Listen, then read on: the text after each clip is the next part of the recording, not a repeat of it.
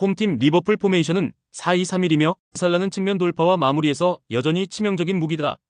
에키티케는 페널티 박스 안 움직임과 빠른 슈팅 감각으로 수비진을 흔드는 자원이다.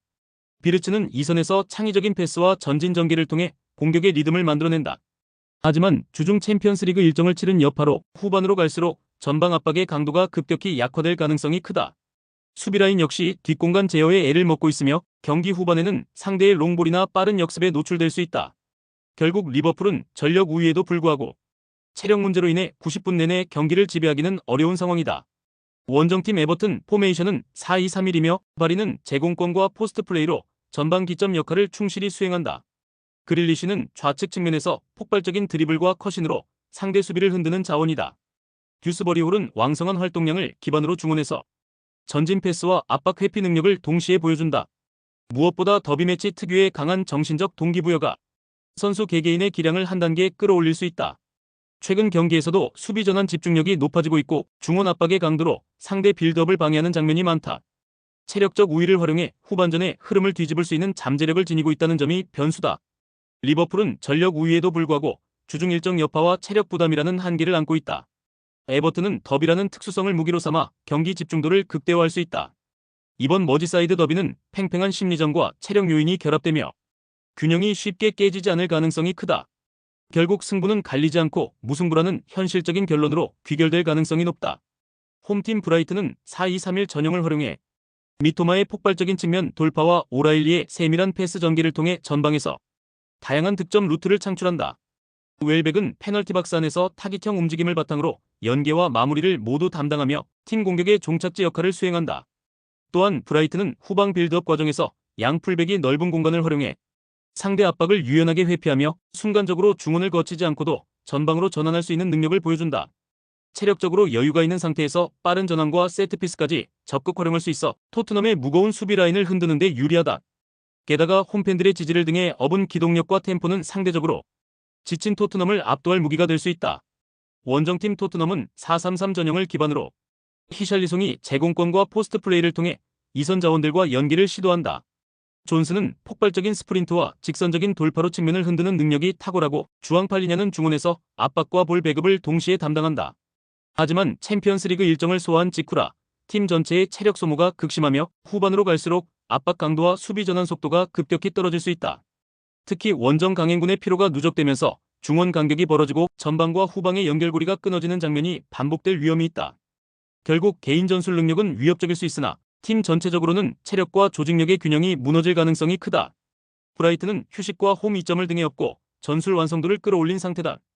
반면 토트넘은 일정 누적과 체력 부담으로 인해 경기 후반 집중력 저하가 불가피하다.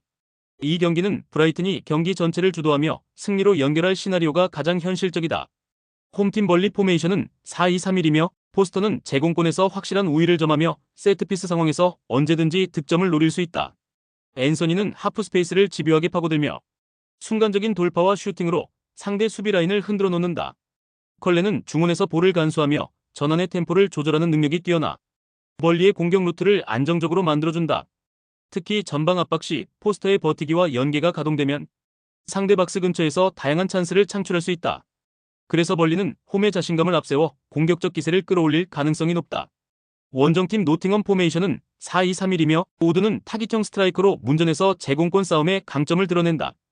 허드슨 오도이는 측면에서 드리블 돌파와 컷신으로 슈팅 기회를 만들어내며 순간적인 속도 변화로 위협적이다. 깁스 화이트는 이선에서 창의적인 패스와 공간 활용으로 팀 공격의 연결고리를 담당한다.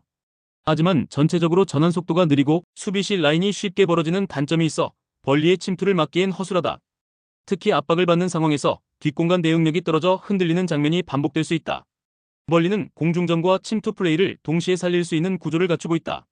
반면 노팅엄은 여전히 수비 라인의 간격 유지가 불안하며 후반 체력 저하로 무너질 소지가 크다. 따라서 이번 경기는 벌리가 홈 이점을 활용해 승리를 만들어낼 가능성이 높다. 홈팀 웨스트햄은 필크로크를 전방에 두고 보엔의 발빠른 뒷공간 침투와 파케타의 정교한 패스 전개를 결합해 상대 수비를 흔든다. 특히 보엔의 순간적인 스프린트와 파케타의 하프 스페이스 장악이 맞물리면 상대 3백은 쉽게 수적 우위를 유지하지 못한다. 세트피스 상황에서도 필크로크의 제공권은 날카로운 무기가 되며 세컨드 볼 싸움에서도 강하게 반응할 수 있다.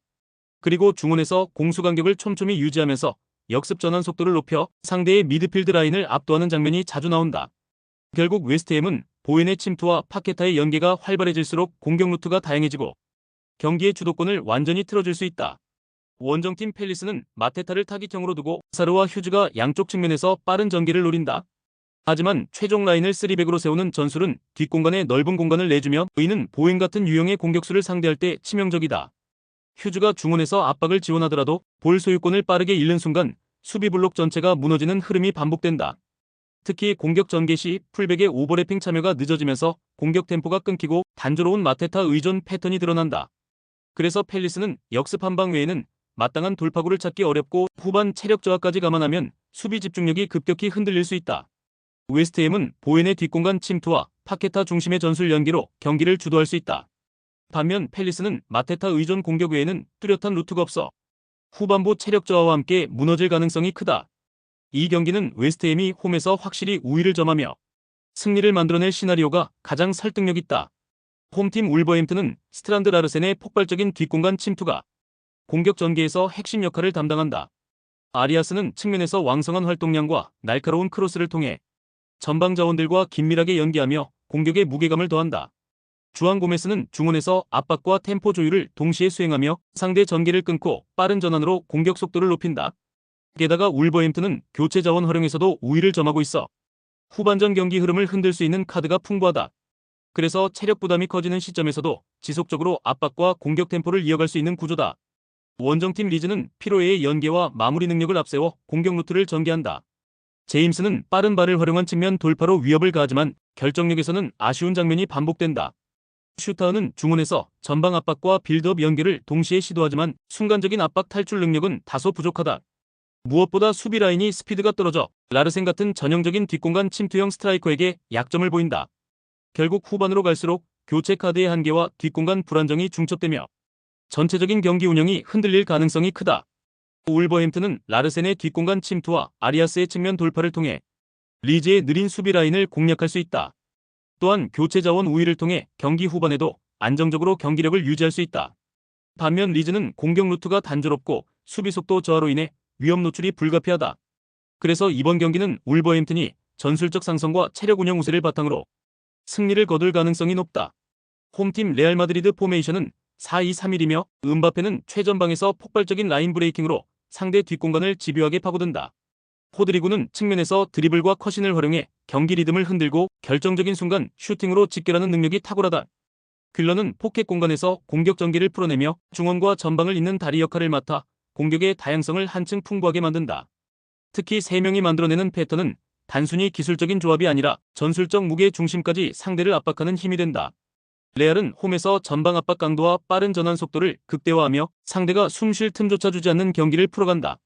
결국 레알의 전술 구조는 개별 능력과 결합해 공격의 완성도를 최상위 레벨로 끌어올리고 있다. 원정팀 에스파뇰 포메이션은 4-2-3-1이며 로베르토 페르난데스는 제공권을 기반으로 이선과의 연계를 만들어내려 하지만 압박이 강해질수록 고립된다. 하비 푸아도는 좌우를 오가며 활동량을 보여주지만 수비 전환 시 뒷공간을 내주는 장면이 잦아 위험을 키운다. 페페 밀라는 중원에서 압박을 풀어내려 하지만 상위 전력팀을 상대로는 템포 유지가 어렵다. 특히 공격 루트가 단조롭고 창의적인 옵션이 부족해 세트피스 외에는 위협적인 장면을 만들기 힘들다. 수비 블록 자체는 밀집돼 있지만 후반 체력 저하가 겹치면 집중력이 급격히 무너진다.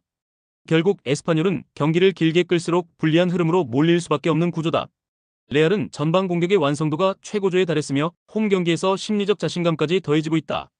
반면 에스파뇰은 전술적 다양성이 부족해 버티더라도 결국 공간을 내주고 만다. 후반부 체력 저하까지 겹치면 경기의 균형은 급격히 무너질 수밖에 없다. 이번 매치는 레알이 전방 압박과 템포를 앞세워 다득점 승리로 마무리할 가능성이 높다.